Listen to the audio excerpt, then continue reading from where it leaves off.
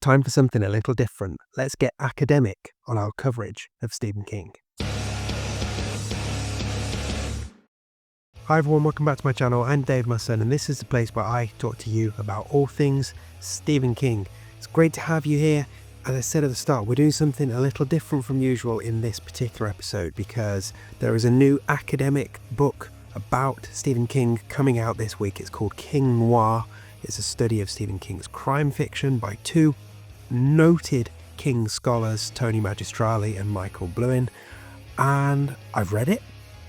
I made to review it. But I've also interviewed the authors, so I'm going to bring you that in this quite bumper episode of the video, and yeah, I'm really excited to do it, so do stick with me for that. Before we get into that, some very quick plugs for you. If you look in the description, you will find links to my own collection of short stories, to my range of Stephen King themed band shirts, and a link for you to become a member of this channel if you like what I'm doing here. And of course you can subscribe as well. But all of those things are there. If you want to take a look, that would be great. If not, that's fine also. So as I said, King Noir comes out this week on the 15th of April 2025. And it's this piece of work from Tony Magistrale and Michael Blouin looking at the crime fiction of Stephen King. It is an academic text, so it's a bit of a heavier read than some people might be used to, depending on how much academia you've read. But it's something I was fascinated to get into, and I'll bring you my review at the end of the video, but I was delighted to be able to speak to both authors, and I've got a fascinating interview to bring you in this first part of the video. So we sat down for about an hour and we talked about King's crime fiction, obviously, but also King in the world of academia, King's place in the world of academia, what it's like to study King so closely, and what it's like to be Stephen King's research assistant, because both of these guys have been that. And a bunch of other things as well. And I even got these two serious, noted academics to take part in my 19-question quickfire Stephen King challenge. So lots to explore. Sit back, get cozy. I think you'll really enjoy it. Some fresh voices, certainly for this channel, on Stephen King. Some fresh perspectives on Stephen King. It will make you think differently. And I'll see you at the other side of the interview, where I can bring you my review of King Noir.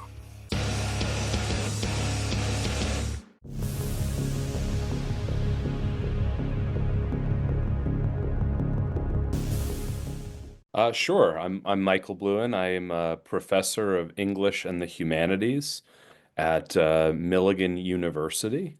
I've written about a lot of different things, published about Poe and obviously King and the American Gothic more broadly. But yeah, that's sort of who I am. I'm Tony Magistrale. I'm a professor at the University of Vermont. This is my 42nd year there. 42nd. Wow. And like Michael, I've published a lot on various subjects, particularly in American literature, dealing with the American Gothic, with a focus on Poe and Stephen King. Great. Well, thank you both so much for taking the time to talk to me. And obviously, the reason you're here is that as we publish this interview, you're just about to release a new book, King Noir, looking at all of King's noir and crime fiction. And obviously, I'm a Stephen King channel, so it's a good match for the two of us. But I guess before we start talking about your book, I'd like to know a little bit more about how both of you ended up getting into Stephen King. So what's your relationship with his work? And I guess when did you transition from being a constant reader to being someone who looks at his work more critically and in more of a professional capacity? For me, it was actually taking classes with Tony. Okay. So I was a former student of his. I had been a constant reader since probably I was maybe 10, I would think. Mhm. So I love Stephen King. I read him sort of voraciously growing up, but it wasn't until I took Tony's classes that I sort of developed a respect or appreciation at a deeper level.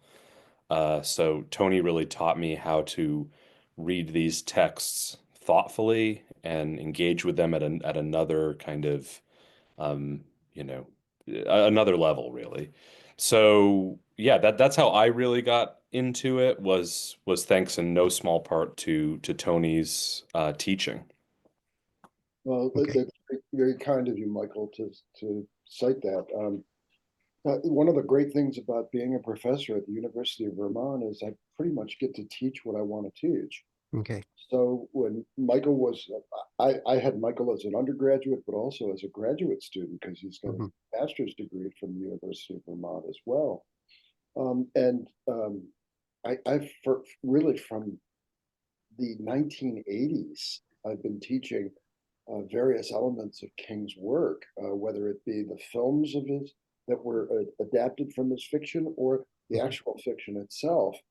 And Michael's not just a constant reader; he's a brilliant reader because he's capable of recognizing all sorts of things because in King's work, because his outside interests, particularly in critical theory, allow him insights that often are missing in not only the constant reader's vocabulary and lexicon, but also in the scholarly work of Stephen that's been done on King. Hmm. Michael just published a book. I shamelessly plug this thing Hmm. because it's dedicated to me. Hmm. Michael just published a book called Theorizing Stephen King with Amsterdam University Press. And this is a book that not only is long overdue, but it's also a book that highlights, I think, what Michael does well. And that's this ability to read King in theoretical contexts. Okay. And finally, we've got a book that is, I would say, this is absolutely an academic study of King, but that the constant reader could also gain great insights, Okay. perhaps have not been entertained by him or her before. Sounds like next one for my list then, because I'm very keen to explore more of the scholarly work on King, having gone through his fiction as a fan for many years now. I was going to ask how you two ended up collaborating on works about King, because this isn't the first time you've published together. Like, did that relationship come as the from that student teacher relationship initially, and you ended up working up together off the back of that? Was there anything that prompted you working together professionally when it came to King? Could I answer that one? Yeah. Sure. Michael wrote me an email uh, probably 8 or 9 years ago and said he wanted to write a book. He thought we should write a book together. And that's what the email was. I think it's time for us to write a book together, a Hmm. collaborative. And I popped back what he wanted to be on. And of course, we just toyed with this idea. We threw some ideas back and forth, and eventually we came to The Shining. The Yeah. Shining was the text that we both wanted to work on because even though both of us had published quite a bit on The Shining, we hadn't done it together and we hadn't done it in a context that eventually we ended up writing an entire book about, namely American history, Hmm. The Shining's place in American history. If I remember correctly, Michael, that's what started it. It is. And then, then it sort of took off from there. It was, there we sort of, as we were just working together and throwing back and forth, we sort of stumbled into this question of the role of Vietnam in Stephen King's fiction. Hmm. And that sort of opened something up when we realized the extent to which Vietnam as a cultural touching stone for King had these ripple effects. It wasn't even just surface level contextual clues. It was at the very heart of what Stephen King represents in American culture.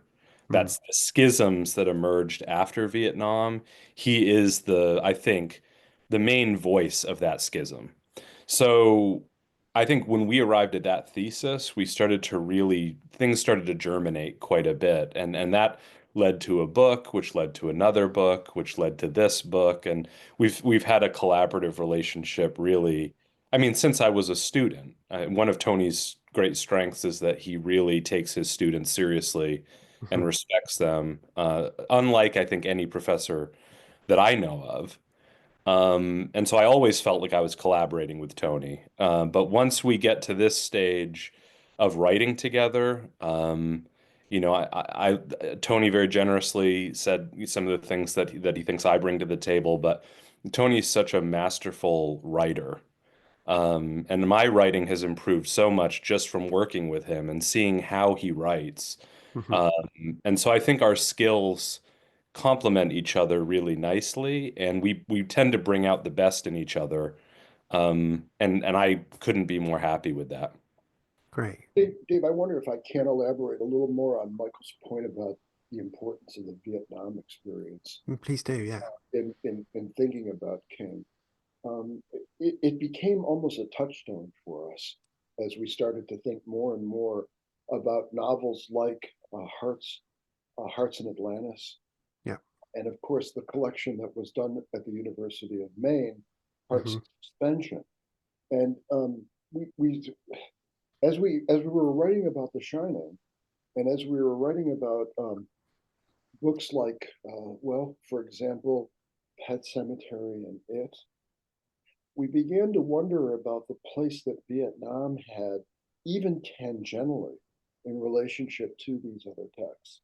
For example, um, King's very clear criticism of American uh, capitalism and of his criticism of the military industrial complex that one finds as early as The Stand, became ways for us to think about, well, how does this reflect what his the disillusionment that he felt after Vietnam, and the failure of an alternative generation. Mm. And that's why I think Vietnam was so important for us.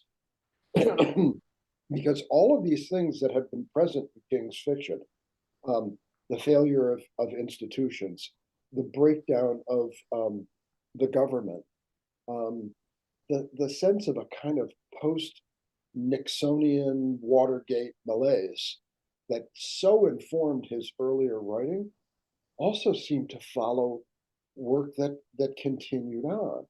And Mm. we began to realize that a lot of this was based in his disillusionment um, with the alternative generation that came out of it.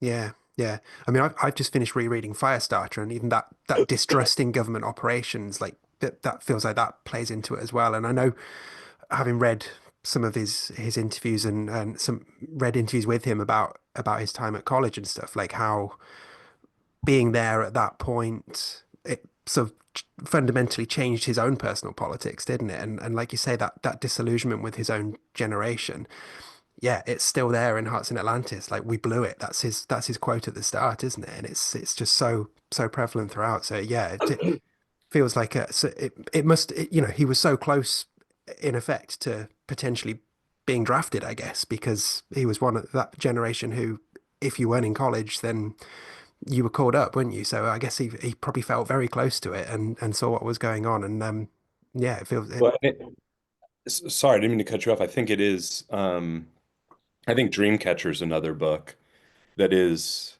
um, really important on this point. Mm, And if there's really value in Dreamcatcher, it's that I think it's his most sort of exhaustive treatment of the Vietnam question, okay. other than Hearts in Atlantis, of course. Yeah. But I do think the politics of it is interesting because King is right on that sort of fault line.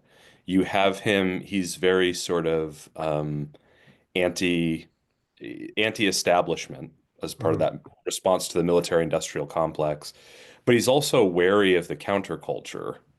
And he's always sort of hedging his bets. He's on both sides of that equation. He's a voice of two sides of America that emerged after Vietnam. hmm. And I think that's really interesting and important. Yeah. I would go even deeper. I would suggest to both of you that the failure of the counterculture to offer an alternative that was born out of the 60s and the early 70s so disillusioned King that I think it deepened his criticism of America in general. Hmm. Mhm. Yeah, yeah, I can definitely see that. Um, you both, I know it was noted in the sort of details at the back of King Noir that you both worked as research assistants for King for a few years. I was curious, like, I guess, how was that? What did that involve? And also, like, what's he like sort of to work for and just as a person in general? I know a lot of questions thrown into one there, but I'm just curious as to what it all involved, really. Well, I've been fortunate enough to be able to interview him on three separate occasions, Hmm. as well as to have extensive email with him when Michael and I were his research assistants. Hmm. And to answer your first question first, he wanted us to do research for him on the haunted house tradition. Okay. He wanted us, and not just the haunted house tradition in American literature, although that's what we ended up focusing on primarily, but also the haunted house tradition in international literature, Hmm. particularly with the Brits. You know, Okay. he wanted us to talk about the rise of the 18th century novel, beginning with Walpole and going all the way through, of course, those great Gothic texts that came out in the fin de siècle of the 18th century. Hmm. Because I think frankly he didn't have time to do this, Yeah. and he wanted that kind of background that I think came from uh, people who were teaching that material as well as researching in it, which Michael and I both were, and Hmm. so we were able to assemble quite an amount of material that we could give him to help him shape works like Rose Red, for example. Yeah. Okay. That was And sorry, Michael. Go ahead. oh, I was just going to add, and I think that in our interactions with King, he's always been very generous to us, and Hmm. we're certainly, grateful for what he was able to contribute to this forthcoming book of King Mm. Noir, because we knew that his take on this and his voice here would be really crucial to what we were trying to say. We really thought that him saying it for himself would be an invaluable contribution. Yeah. And so, very generous of him, and we're eternally grateful to him for that contribution. And Tony, you mentioned you've interviewed him a few times, which I mean, won't surprise you to hear is kind of my dream for this channel. Like, is he a fun interview? He really is. First of all, one of the questions I once asked him was, what are we missing? Hmm. What are scholars and critics and even the constant reader missing in your fiction? Hmm. And he paused for a minute and he says that I'm funny, and that I've got a sense of humor in a lot of it. Hmm. And then he went on to say the best directors who look at my work are the ones who can appreciate my sense of humor. Hmm. He mentioned Rob Reiner, and he mentioned Darabont, Hmm. and he also mentioned Kirkman. And I thought that was really interesting because I'd never thought of him as a comic writer. Mm. And yet you look at some of these adaptations that people like Reiner have done, Misery in particular, for example. There's some wonderful moments of comedy in that film. Mm. And even with the monkey that's just come out, which fully leans into horror comedy with Osgood Perkins. I mean, it's Mm. a different type of humor, of course, but it's yeah, it's sort of still rooted in that pulpy B movie style, I guess. Um, no, that's good. That's good to know that he is a fun interview. Hopefully, I'll get to experience it myself one day. So we've chatted for a quarter of an hour or so already, and haven't talked about your book yet. So we should probably change that. So King Noir, this is your examination on the crime fiction of Stephen King. What prompted you to put this book together in particular? Okay, you ready?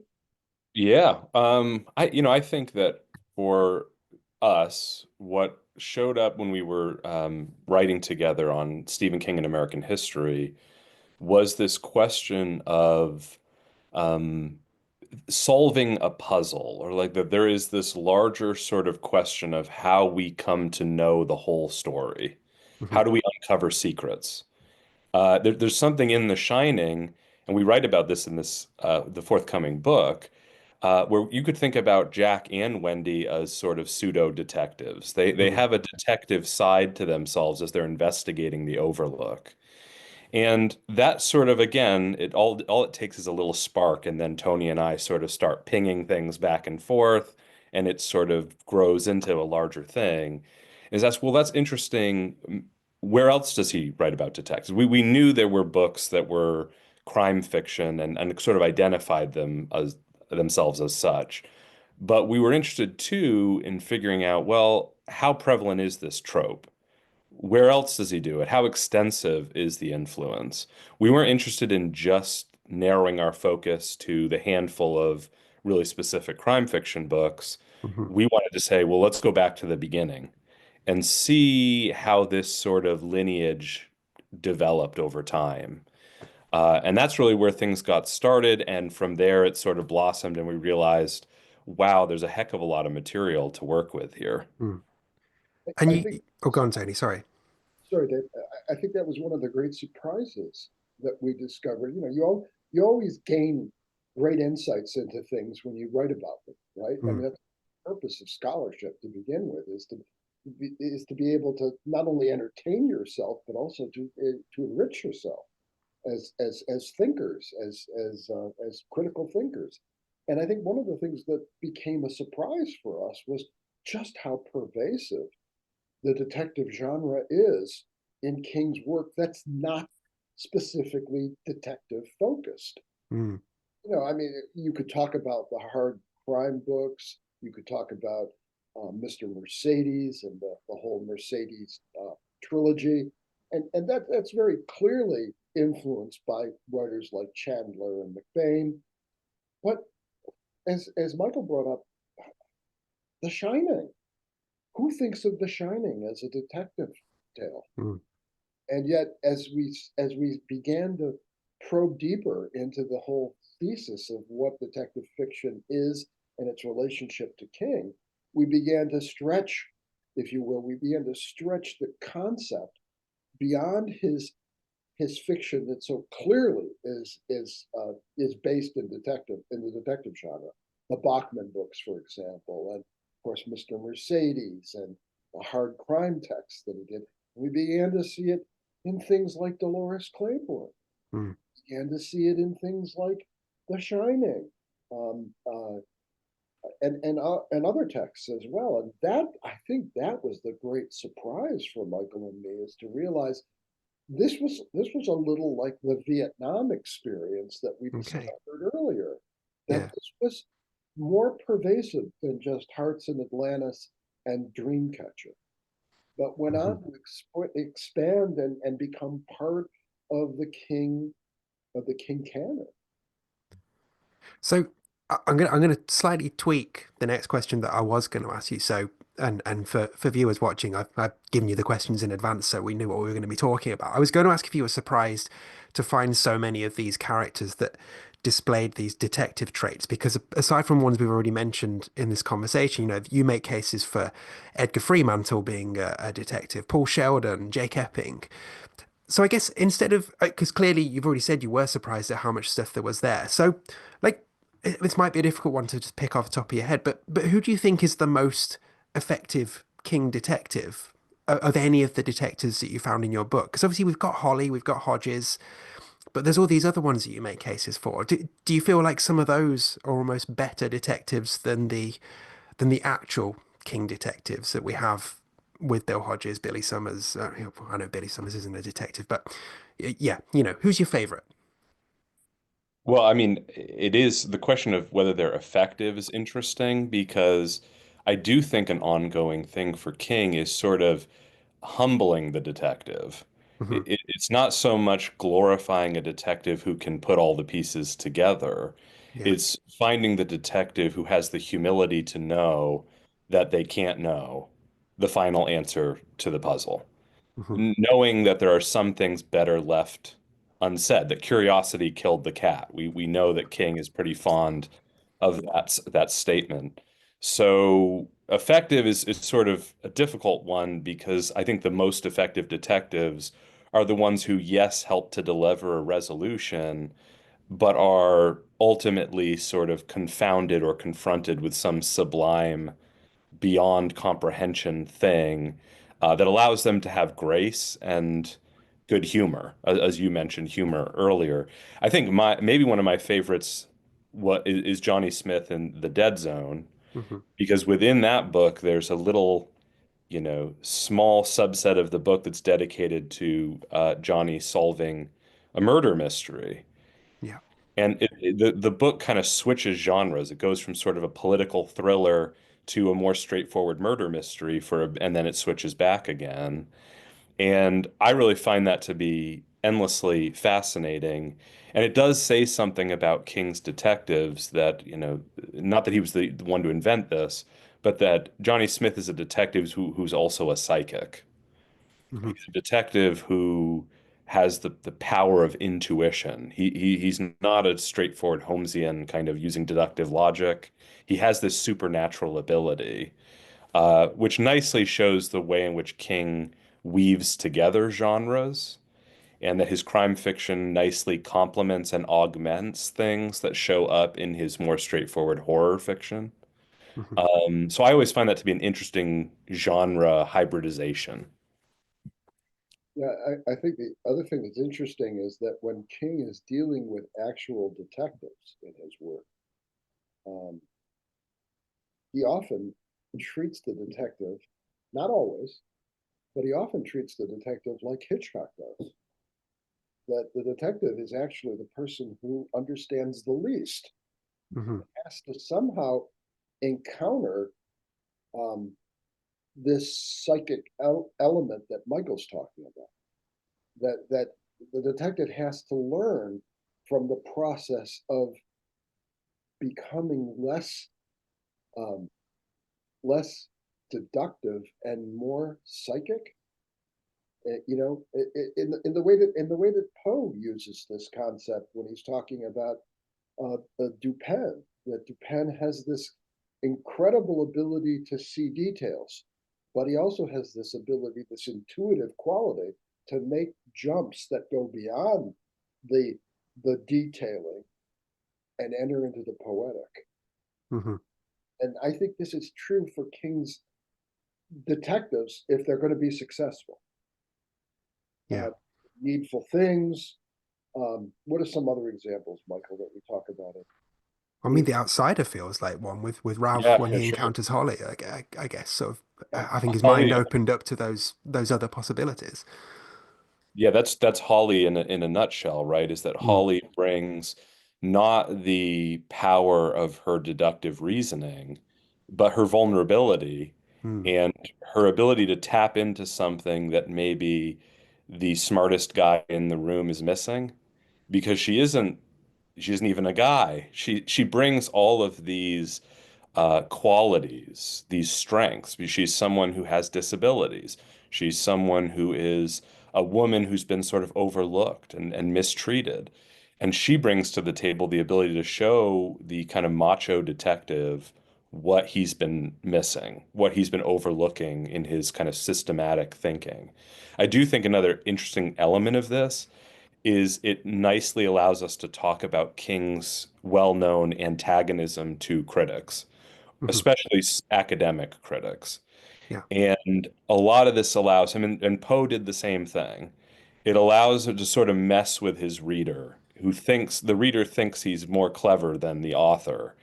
And King, just like Poe, likes to occasionally taunt his overzealous readers and the ones who think they can solve the puzzle. Maybe that's part of the anti-intellectualist streak in America. Maybe it's tied to some, personal antagonism which King holds against, not being respected enough by the Academy. But in Hmm. any case, I think that's an important element of all of this, is that his crime fiction allows King to talk about the kind of reader he wants you to be. When he imagines the kind of reader he's imagining, who does he want to read his book? How does he want us to read his fiction? His detective stories sort of lay out a blueprint for that. I, I also want to add something else to what Michael's just said. Let's look at Salem's Lot just for a minute. Hmm.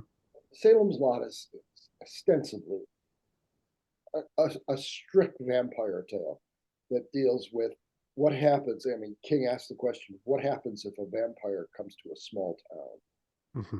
and then becomes, you know, infects that small town with his vampiric abilities? Who survives the vampire in Salem's Lot? Are those characters who make the leap to the unbelievable. Mhm. You know, this is where I think the detective in King often connects with the element of horror. That King is the horror writer, and he's also the detective writer. But the detective can only become successful at his task. Ben Mears, and I'm trying to think of the kid's name, Mark Petrie.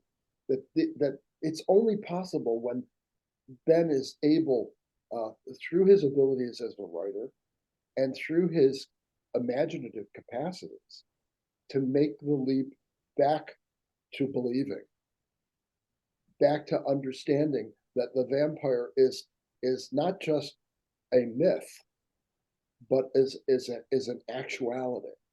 And then he can solve the problem that is infecting Salem's Lot. Hmm. And I think I, okay. I'm sorry, Dave. I think this keeps repeating. Mm. I think you see this in Needful Things again. The same sort of pattern. Um, I'm trying to think of that short story that he wrote in You Like It Darker, that deals with a detective who turns out to be not very good. That Danny Coughlin's Bad Dream. Yeah, Yeah. Mm. you know, Yeah. he fails as a detective Yeah. because he's not capable of understanding that dreams present the opportunity in King's world for psychic intervention and for a new way of perceiving reality. And I think it's really also really useful in your book how you lay out the influence of those sort of pulpy noir paperbacks from the 40s and 50s and how influential they were on King. I mean, he's always been someone who wears his influences on his sleeve.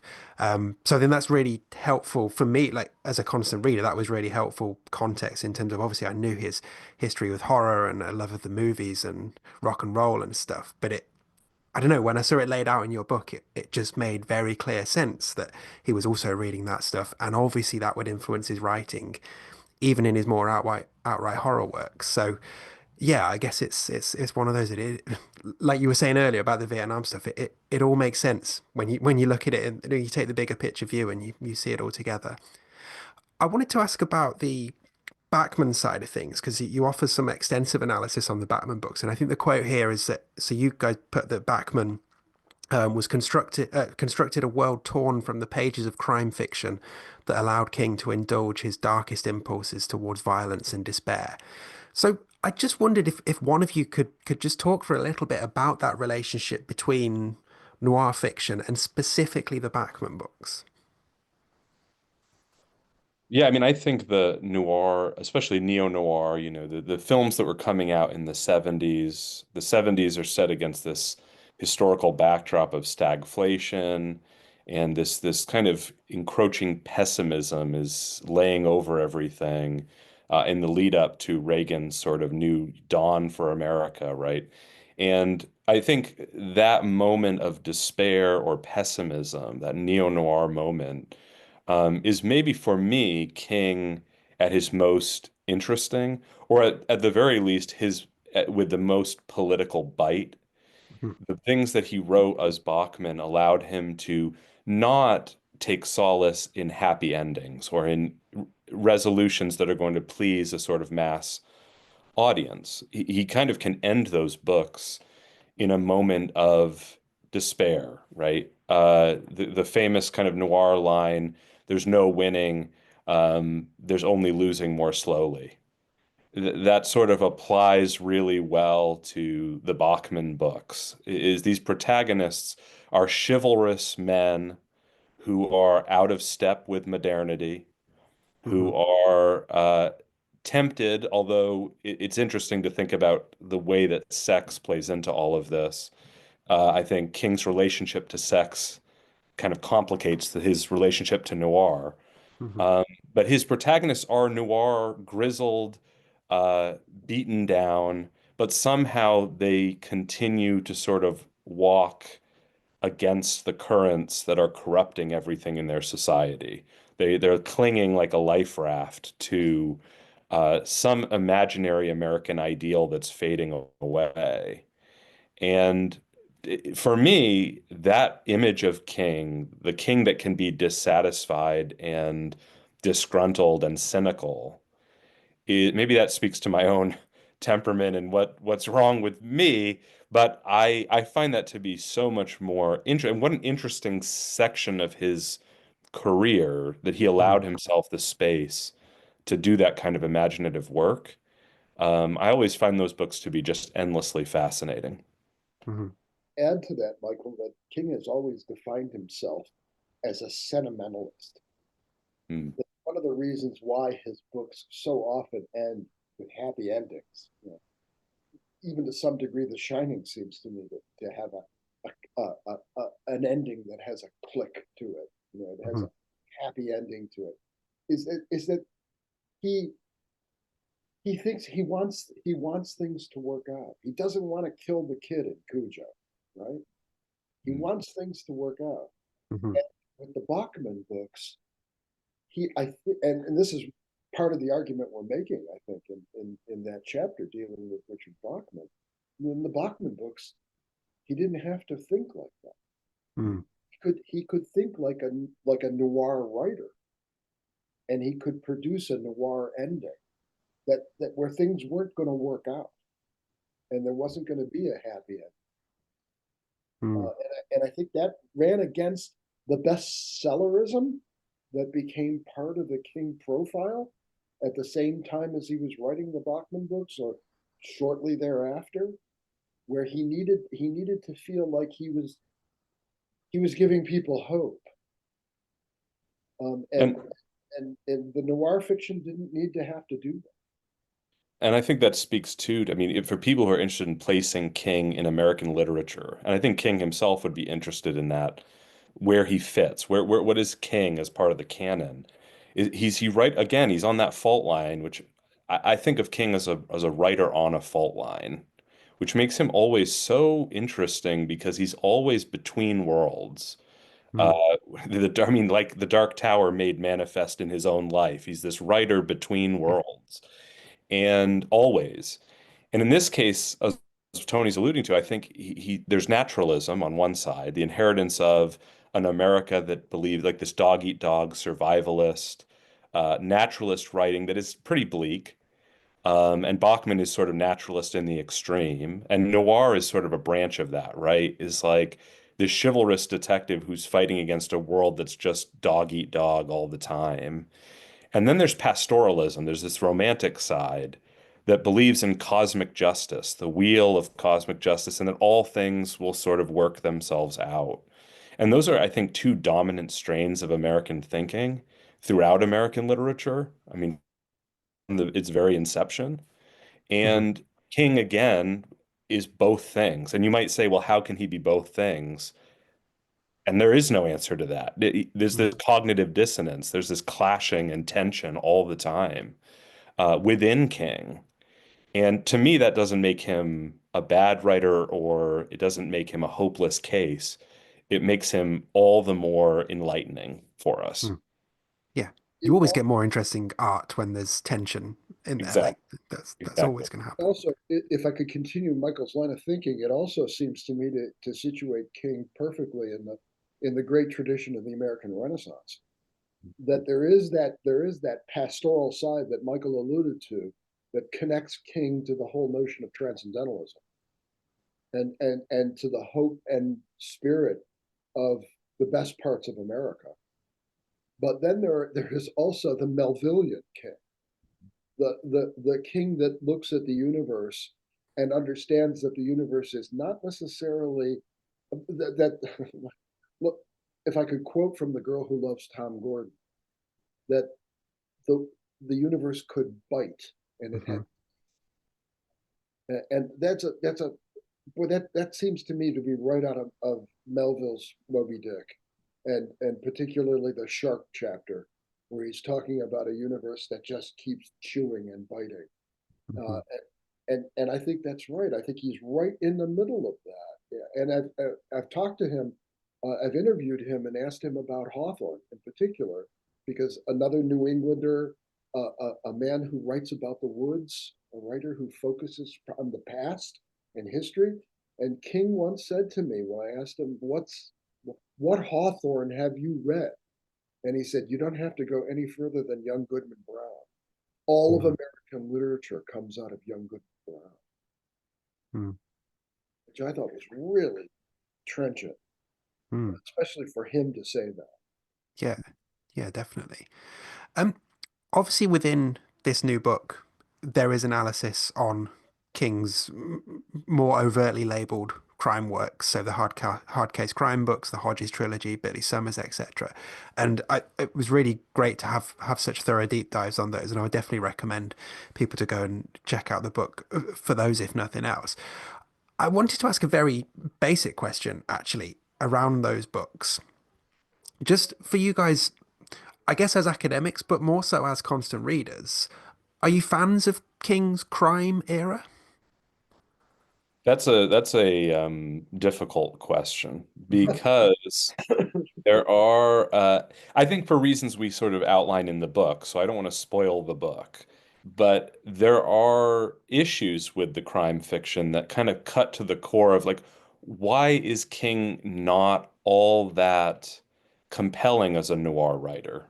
Hmm. Like, where does he sometimes fall short in meeting the sort of things we would expect from a Raymond Chandler or an Ed McBain? There's something else happening with King that he sometimes just can't quite create noir fiction in a way that is as captivating as some of those earlier writers or as satisfying. And we sort of outline why we think that is. One issue that comes up is the question of sex. The depiction of desire and sexuality is so important to noir as a genre. And I think everybody, even King himself, would acknowledge that his treatment of sex is sometimes a little understated or muted, we might say. Hmm. So there's that just one taste of how it might be difficult to say that it's good or bad. I find some of the work to be really interesting, but a lot of it, books like Later, are not my favorite Stephen King books. I think they don't quite rise to the level as his best horror fiction. But that's not to discourage people from reading those books. I just think you have to go into them with expectations that are not, these are going to rival King's best horror works that are out there. I would also say that Holly seems to me to be one of those examples that doesn't quite measure up. We deal with Holly in the chapter where we're talking about Mr. Mercedes Hmm. and and Hodges, and I really I think Hodges is a really interesting character. Unfortunately, I don't think Holly is, Hmm. especially when Holly gets her own book. I think that there's a lot of things about Holly, and we talk about this in that chapter, that that strike me as not being very successful. And Hmm. I much prefer Hodges as a detective. Well, He's got all sorts of failings, hmm. and he's got all sorts of liabilities, but he still clings to the detective tradition sufficiently to make him satisfying. Hmm. Well, who knows? I Maybe think we'll see an improvement in Holly as a detective in the upcoming Never Flinch. We never know. one never knows. Hope springs eternal. I think that we also, I mean, we do talk about Chandler and Chandler's looming influence, I think, on King's fiction. But I think what Chandler does so brilliantly is he stares into the abyss and the abyss stares back. And in those fictions, there is this, you're right at the brink of this really ominous material world that doesn't care about your puny detective uh, adventures. There's this bigger world that kind of stares at this little detective and sort of taunts him, like the ocean just sort of crashing everywhere around Chandler's, Philip Marlowe. That I don't think King ever wants to go there, or he's unwilling to go quite as far as Chandler will go towards that bleak vision. He always pulls back at the last second and gives us some sense of comfort. And that's probably his own temperament. It's probably the demands of a mass market audience. Hmm. There's probably all kinds of factors at play there. Um, they're different writers. King and Chandler ultimately are different kinds of writers. But if you really want to explore that dark side of things, the abyss, I would much prefer to read a Raymond Chandler novel for that than I would a King novel. Hmm. Let me qualify that, Michael. Seems to me that Bachman is exactly what you're talking about. That's the Mhm. whole.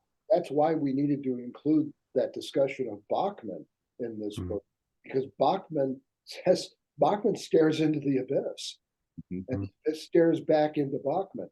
And I also think the same thing is happening in the first opening chapters of Mr. Mercedes. Hmm. Another draw of this book for constant readers is that you've got contributions from King himself that you mentioned earlier on, and from Charles Ardai of Hard Case Crime as well. I know you said it was important to have King's voice on this. Like those contributions, were they always part of the plan, or were they just something that you kind of hoped for and just happened to come about? Like, where did they come from? They were not always part of the plan. That was something that we just sort of decided, well, let's see what they say. Let's reach out to them and Hmm. see uh, if they have anything to contribute. We had no expectations of either one of them, but we felt like it would be useful and interesting to have those voices in the discussion.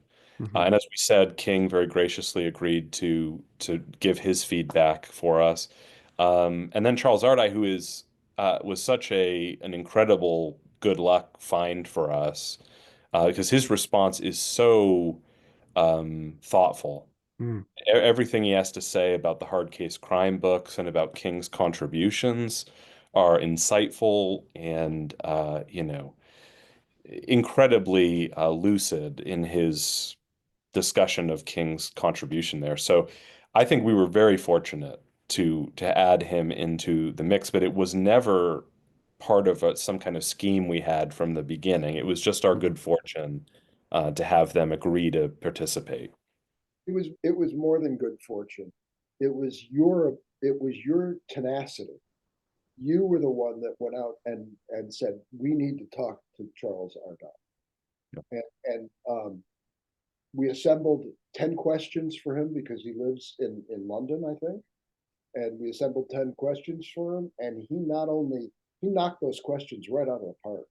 I Mm. mean, he was so articulate. Yeah, in reading over his response to the questions that we assembled, I was so impressed with Mm. the insights that he provided, even talking about the covers that Mm. were chosen for these books, for the hard crime series. Not only the history of his relationship with King and the production of these things, but the very covers that they chose. Really fascinating reading. Yeah, and particularly referencing the fact that is something I've seen picked up on a few times with those covers, that the covers were almost deliberately designed to have those sort of attractive women on the front that don't necessarily have anything to do with the story inside, because that's what those pulpy books were all about, and that it's true to the history of that style of book as well. I also loved him saying that the only easiest thing for him to do to than selling the King contributions to his label was breathing. I thought that was very, Yeah. very candid, very funny. Yes. Yeah. So what do you hope constant readers will get from your book? I really think that this um, discussion of the detective and of mystery and crime fiction broadly unlocks a new way to read Stephen King. I mean, I think it gives an entirely new interpretive framework for reading Stephen King. It allows us to ask those really important questions.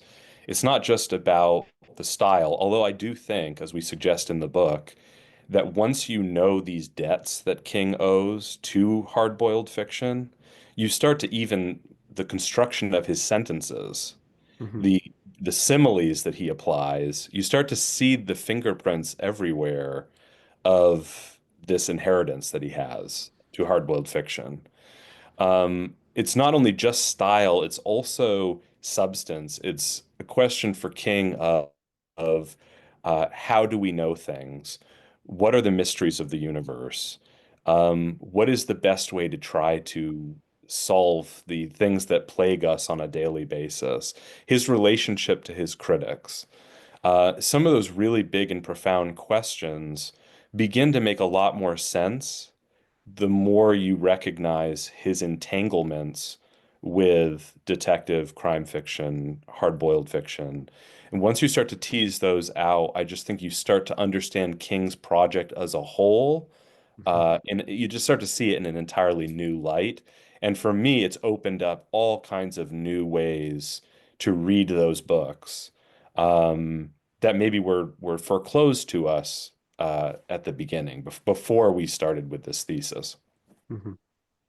I would say, if I could circle back to the beginning of this interview, the first book that Michael and I wrote together, Stephen King in American History, it was that insight into Vietnam and King's disillusionment as a result of that that allowed us a kind of lens, a lens for reading almost all the early fiction and the fiction that he was writing up to and including Dreamcatcher and Hearts in Atlantis. Hmm. We got the same experience here. The more we started to write about it, I mean, we're talking here a 5-year project. Michael and I have been working on this for 5 years plus. And the more we began to write about uh, novels that seemed to have absolutely nothing to do with detective fiction, the more we began to realize that our thesis was opening up worlds. It was like going through one of King's wormholes and discovering an entirely new way of reading his work and an entirely new way of a new vision. And so, this is the thing that I think that came out of our collaborations. These two enormously important moments, um, as keys to reading the entire body of fiction. Great, great. Well, I say I really enjoyed going through King Noir, and I think it's a fantastic piece of work, and I think constant readers will get plenty from it. So very excited to talk to you ahead of its release, and I really appreciate you sharing all your insights with me on it. I guess I did have one question before we wrap up, a broader question, and it might be a question that's difficult to answer neatly and to even ask neatly, but as somebody who has spent a lot of my free time thinking about King in the last few years, and also as someone who works for a university over here in the UK, albeit as on the administrative side rather than the academic side, but there's something that's always bugged me, and that is that relationship between King and academia, and it feels to me like he is someone who feels underappreciated and perhaps even underanalyzed in that world of academia. Like, I was curious to hear your thoughts on that, and also whether you ever see a point where, it almost becomes standard that King's works are taught alongside the classics that we already have that people who take literature courses will study across higher education. Like, what do you guys both think about that question of King and the world of academia? It's a good and provocative question. Hmm. I think the reputation that you're referring to was fostered primarily by people like Harold Bloom, who looked at King's work as a hack, saw Hmm. him as somebody who didn't have anything except a kind of sociological commentary. But that's not enough. He used that as a way of mocking King. And this is at the same time as he was publishing at least 3 anthologies of work, that critical work that looked at King's fiction. I think that the academic world still looks at King askance because, one, he's still alive, Mm-hmm. and two, he's so enormously popular and he's had such an incredible impact on this culture. I'm thinking of world culture, international, yeah, but particularly in America. When I offer a King course, my classes are big at the University of Vermont. They're somewhere between 50 and 75 students. The last time I offered a course called The Films and Novels of Stephen King, it closed on the same day that it was offered. Mm-hmm. And I think that for a lot of people, especially academics, that grates against their own work. They look at that as somehow this can't be any good if people are flocking to a course that closes in one day. And I think that there's a prejudice there. Mm-hmm. And it's changing. I think books like Michael's Theorizing Stephen King is changing the perspective. I think there are a lot of people out there who are writing good things about, and I don't mean just positive in the way that they're complimenting King's work. They're also providing insights to King's work, like the kind that I think we're trying to do. Yeah. Yeah, I think there are two, as I think Tony's saying. I mean, I think there are. It takes two to make an argument here, and I think the academics have been too dismissive by and large of King's work, have seen it as just sort of derivative or using the word popular in a very derisive sense. His popularity is sort of works against him. But at the same time, King has been very acrimonious in his treatment of his critics, especially his academic critics. I mean, his portrayal in the theorizing collection, my introduction, which is entitled Stephen King and His Critics, it kind of lays out the extent to which King really attacks English professors in particular. And his portrayals of them are routinely very unflattering. Some of those critiques are earned. Some of them seem a little bit sort of maybe not made in good faith. But even books like Dolores Claiborne, I think, are sort of taunting um, the overly academic reading, right? Even the phrase constant reader seems to imply a need for constancy, a need for like blind obedience, a need for sort of like just trust me, and every so often I'll give you a story and you just sit back and consume it, which is not a overly critical posture to take. Constancy is maybe not the same thing as critique. And there's a place here for us, I think. What's exciting about King studies is this is an opportunity to bridge some gaps. King is an opportunity for people to come together who otherwise wouldn't be in a conversation with each other about this joint project that is our country, our culture, the stories we tell. There's enough room. There's a big tent mentality, I say, around Stephen King. There's enough room for the very kind of erudite, theoretical readers. There's enough room for people who just are fans and really love his storytelling.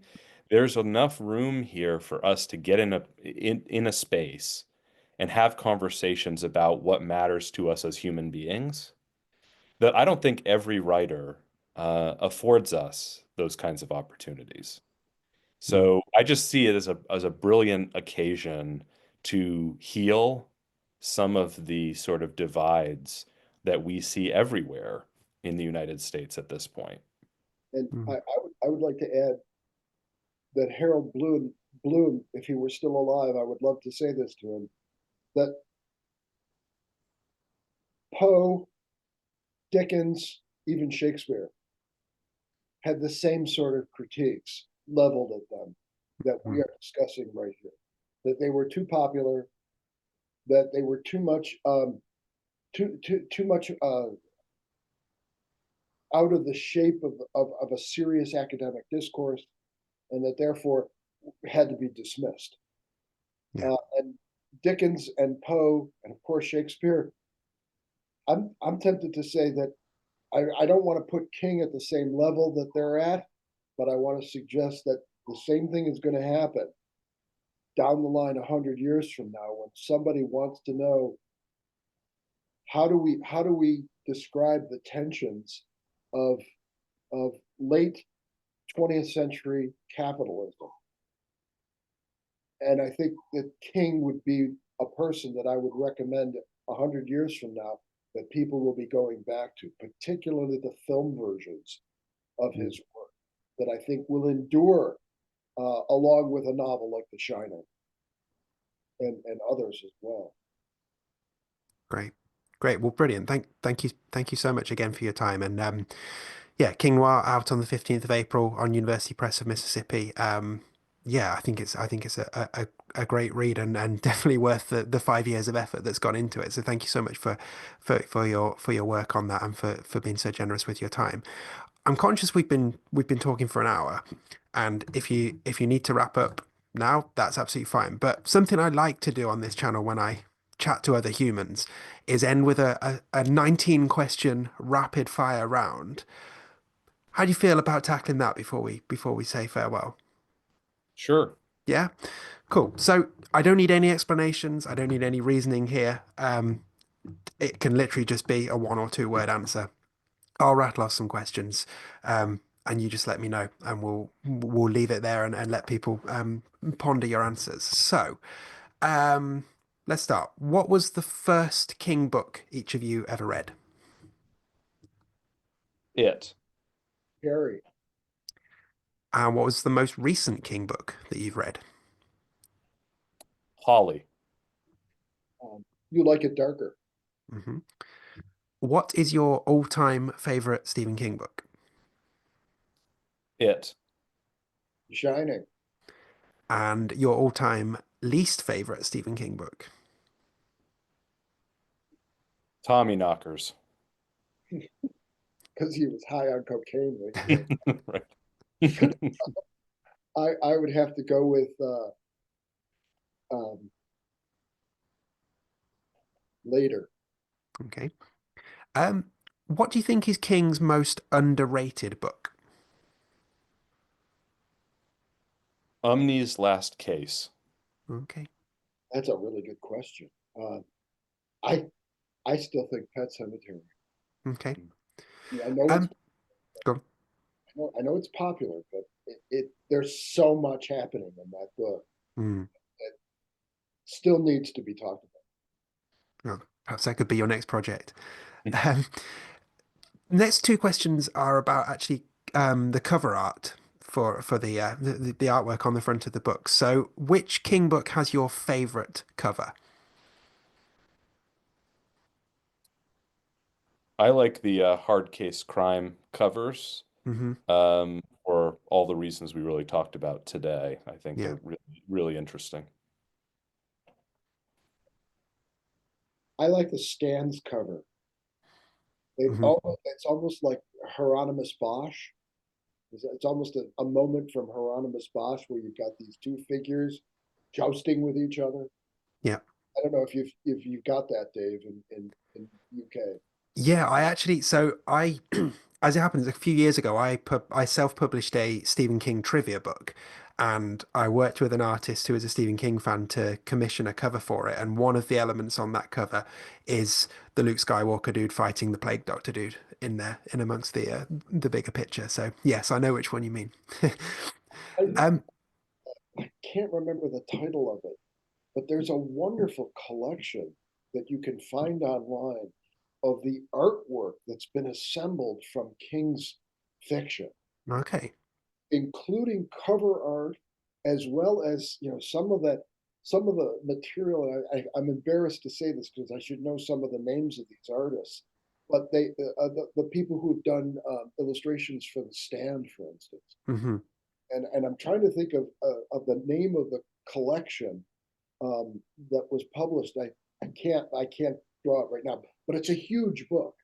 Mm. It's like it's like double the size or 3 times the size of a book, and it's about that thick, and it's got these lavish.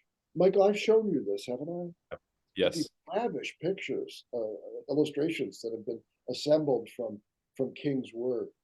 I think Nice. George Beam may have had something to do with it. Okay. Sticking on the cover art theme, what's your least favorite Stephen King cover?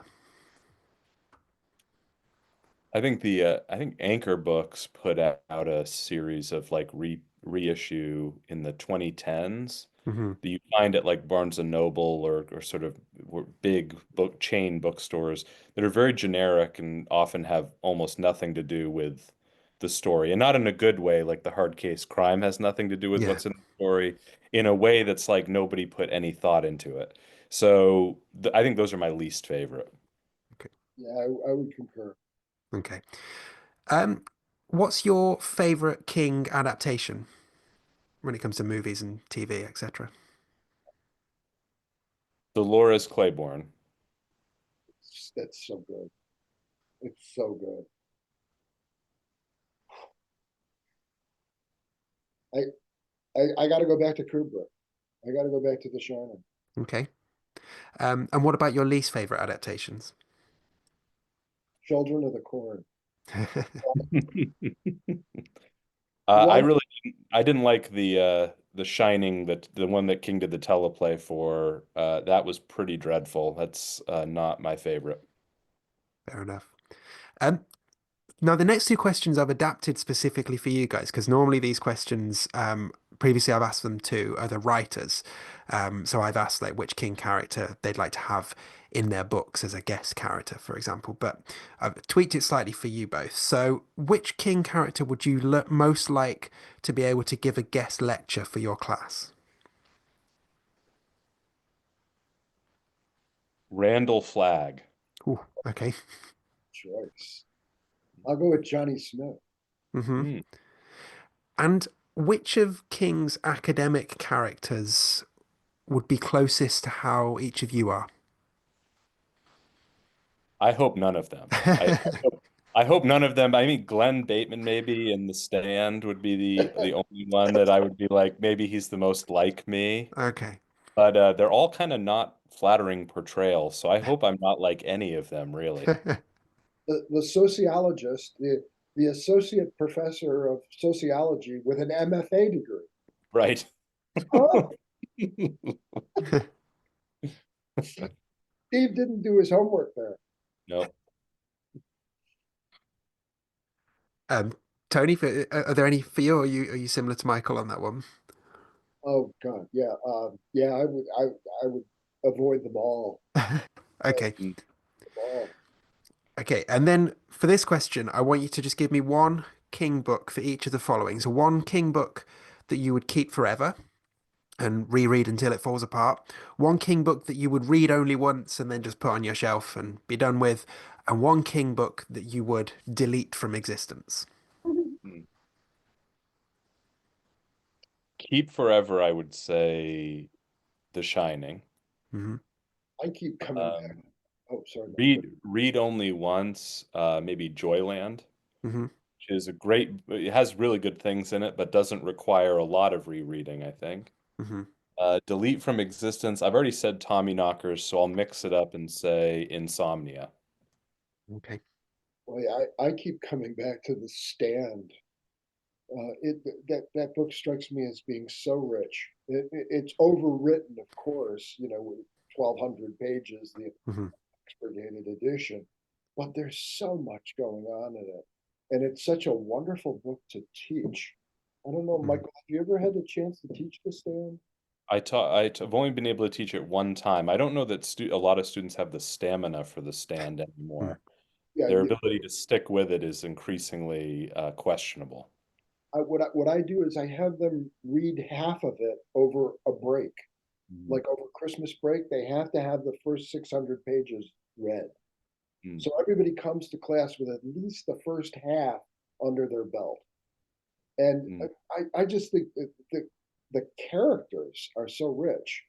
And there's so much that you can do with the way in which King has paired off characters to almost as a kind of counter archetype for each other.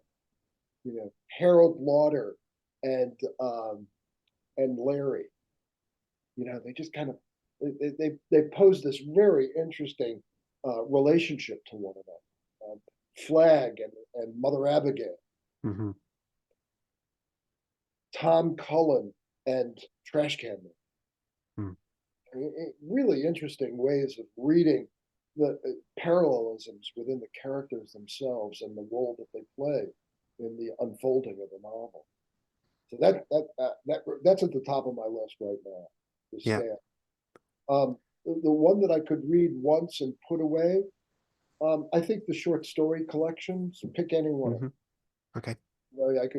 I fine, read them like potato chips. Mm-hmm. Now I've had enough. That's enough. And the one that I wish I'd never have to read again was probably later. Okay. And then for these final 5 questions, this is just a straight either or. Again, no reasons needed. So just let me know which of these you would go for. So, the book or the movie? Book. Movie. Okay. The Stand or It? It. Stand. Would you rather take a vacation in Derry or spend a night at the Overlook? Overlook. Yeah, but if you go to Derry, you can run away. Hmm. You're gonna get stuck in a snowstorm at the Overlook. But there's a party going on. That's true. Yeah, it's a great party from what I've heard as well. Good one, Mike. Short story or full novel? Full novel. And lastly, would you rather go for walkies with Cujo or would you like a weekend with Annie Wilkes? Annie Wilkes. Yeah, I'll take Annie too. Yep. Fair enough. Fair enough.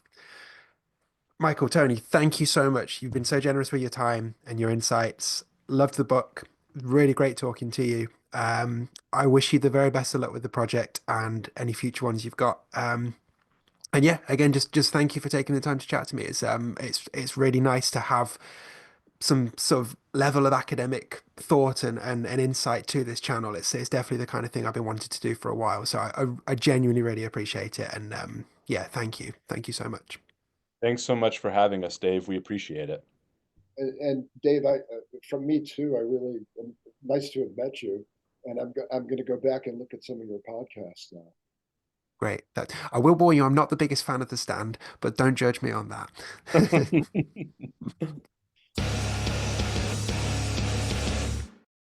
Okay, there we go. Huge thanks to Tony and to Michael. I think you can agree that was a fantastic interview, and I am incredibly grateful that they gave me so much of their time on a Saturday morning for them as well to come and chat with me on this channel, and I got a lot of value from it. I hope you guys did as well. So before we wrap up, my review then of King Noir. So I've been wanting to jump into academic critiques of King's works for a long time now. So when I got the chance to have a review copy of King Noir, I jumped at that opportunity. So this is my first real dabbling with academic writing on King, and I came out of it having had a good time and really felt like I was challenged to think differently about King, and not just about his overtly noir crime stuff, as you'll have gathered from the interview with Tony and Michael. And challenge is a fair word there, because, well, it's been a while since I've read anything academic. And it did take me a bit of time to get into the swing of this book and get my brain back into the mode of reading academia. But as I say, once I did, it really opened up a lot for me, and I've come out of it really looking very differently at King's works, and much more knowledgeable, not only about King's crime writing, but King's relationship to crime fiction, and the influence of crime fiction on his writing, even if it wasn't a deliberate thing, even if he wasn't writing crime stuff. So as we talked about in the interview, throughout this book, Tony and Michael take classic noir authors like Chandler and Poe and set out like the classic tropes that they have delivered us through their works and how you can trace them in King's work and how they have either deliberately or not influenced the writing of my favourite author. And as we talked about in the interview, they make the case for there being a lot more detectives in the works of Stephen King than you might think of. Sure, you know Bill Hodges, but have you ever considered that Edgar Fremantle or Wendy Torrance or Dolores Claiborne might be detectives? I really enjoyed that angle. It took me a while to sort of get my head around it, but by the end I was like, no, actually I can totally see this, and it does make you look at characters in a different way, for sure. Then obviously the book also gives us some in-depth analysis on King's actual crime books. You would expect that, right? So Bill Hodges, yep, he's a proper detective because of his attitude towards how he works and his choice of headwear. And Holly Gibney counts as a noir detective because of her smoking habit when you look at these traits throughout other pieces of work. What I really enjoyed here actually is just seeing the hard case crime books, so the Colorado Kid, Joyland, and later, and seeing Billy Summers as well, getting some in-depth, serious treatment and engagement, because I feel like they're books that are often not really talked about very, very frequently in the world of Stephen King fandom. So, sure, they were always going to be covered deeply in this book, but it's nice seeing them get a bit of attention. I'm always interested to hear what people think on newer King works, for sure.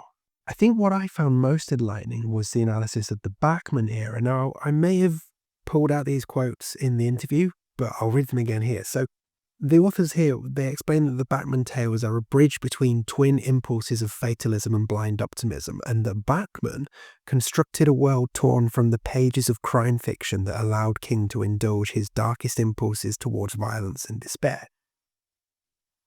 They also come up with this conclusion that Bachman is effectively an exercise in genre writing, and that all of the crime writing we got from King, decades after Bachman was put in his fictional grave, that it owes a depth to that Bachman work. And as I see here recording this now, I'm in my reread of Roadwork, and definitely interesting to look at those Bachman books through the lens of crime and noir writing, especially Roadwork. But I really like that idea of King obviously being heavily influenced by crime writing in his own youth, and perhaps thinking, well, I can't put too much of this in my horror stuff. So maybe one of the reasons why he wanted to do the Bachman stuff, even if he would never directly address it in his Why I Was Bachman essay, for example, is just to give him that sandpit to play in, that sandbox, bit of space to experiment, to try some of these tropes of crime writing and see how he can work them into books that are not overt crime or noir books. And just build those muscles, get that familiarity, so that then later when we do get proper crime stuff, he's really well versed in it. So I mentioned the influence of crime and pulpy fiction on King as he was growing up, and that's a recurring theme throughout King Noir. What I really like about how the authors have done is sort of setting out the tropes of that particular style of genre writing, and then just using it as a lens on King's works. And when you see the classic ways of writing those stories, and then you look at it with those glasses on at King's works, it's really obvious. And hey, King has been trying to do detective stuff right from there very early on. We get an overt detective sequence in The Dead Zone, for example. So it's not just like he started doing this crime stuff when Mr. Mercedes came out. It's always been there, and that influence has always been peppered throughout his writing, even when on the outside of it, we're just reading a Stephen King horror book. There's also some interesting stuff in King Noir, digging into character names and sort of showing where potential links might be. You know, King might be naming these characters in such a way as a tribute to a character in this particular crime or noir book. And I found that fascinating, but at the same time, I also get the impression that, yes, that might be something that King does from some deep part of his subconscious, but I don't think he is deliberately doing it. He's probably absorbed all these names from all of the reading he does, but I don't know. Given we've had like Patrick Hockstetter twice and Alex Maxwell twice, I sometimes wonder, just how bothered King is about his character names. Anyway, for the academic part of this book, I did really enjoy it. It took a while for me to get into it, but that was my own just relearning how to read academic writing. I think the analysis here is really strong. I think it opens up some fascinating ways of looking at King's works, and I'm definitely keen to go and explore more of these authors' writings, and they mention some of their works in the interview. But also in this book, right at the start, we get contributions from King himself and from Charles Ardai from Hard Case Crime. And I know we talked about this in the interview, but I wanted to shout them out again here. So the Charles Ardai section was great, just really candid. And it's the two things I particularly enjoyed about that was him explaining about the Colorado Kid cover with the sexy woman who has nothing to do with the story. How it turns out that basically all Hard Case Crime covers are sexy women that have nothing to do with the story. Great. Thank you. That's genuinely helpful. And also just how honest he was when the authors asked him if it was difficult to market and to sell Hard Case Crime books written by Stephen King. And he was like, no, the only thing easier is breathing. Like, I loved how honest that was. And King's contribution also is great. It's a lot of him musing on his own love of the genre and all the hard-boiled stuff. But it also explains why he approaches the Hodges and Holly books like he does, with the sort of howdunit rather than the whodunit. Because he talks about falling in love with the Ripley books by Patricia Highsmith, and that's exactly what they do. They tell the reader who the bad person is, and then encourage the reader to stick around to watch our hero detective work it out for themselves. So that just made so many things click into place, and hearing it in King's own voice, that was wonderful. So overall, this isn't like easy King reading for your average fan. You do need to put some effort into this if you're not well versed in academic writing. And I did find it tough going at times, but I came out of it feeling like it was a very, very worthwhile read and an enjoyable read. And like I keep saying, giving me a fresh perspective on a lot of King's works. You know, there's no questioning the caliber of the authors of this book and the extent to which they really set out how influential all of this crime and hard-boiled stuff has been on King's entire career.